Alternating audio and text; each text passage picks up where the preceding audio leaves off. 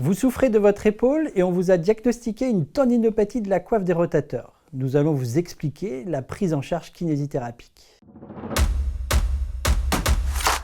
Bien souvent, le premier réflexe, c'est d'immobiliser l'épaule en portant une écharpe.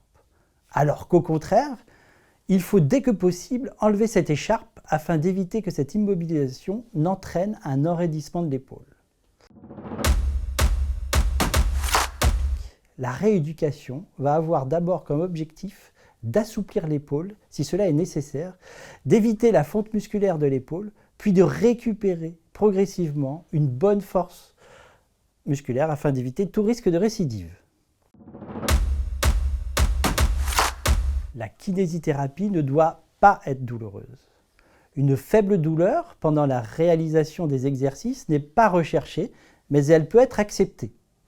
Il semblerait que dans ce cas, l'efficacité de certains exercices soit même meilleure. Si on cote la douleur de 0 à 10, où 0 est l'absence de douleur et 10 la douleur la plus forte, la douleur acceptable ne doit pas dépasser 4 à 5 en fonction des exercices. Cette douleur ne doit pas durer trop longtemps après la séance. Elle ne doit pas dégrader la qualité du sommeil, elle ne doit pas générer d'ankylose matinale de l'épaule. La persistance de douleur après une rééducation bien suivie peut faire penser à une pathologie associée de l'épaule, telle que rupture tendineuse, arthrose, capsulite ou encore des pathologies cervicales.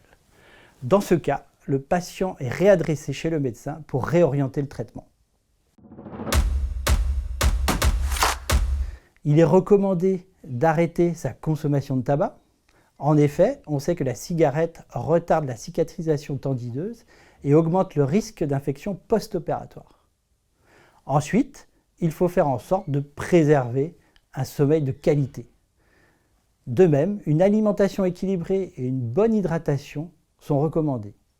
Enfin, la pratique d'exercices d'autorééducation donnés par le kinésithérapeute et effectués à la maison par le patient est un critère fondamental pour accélérer la guérison.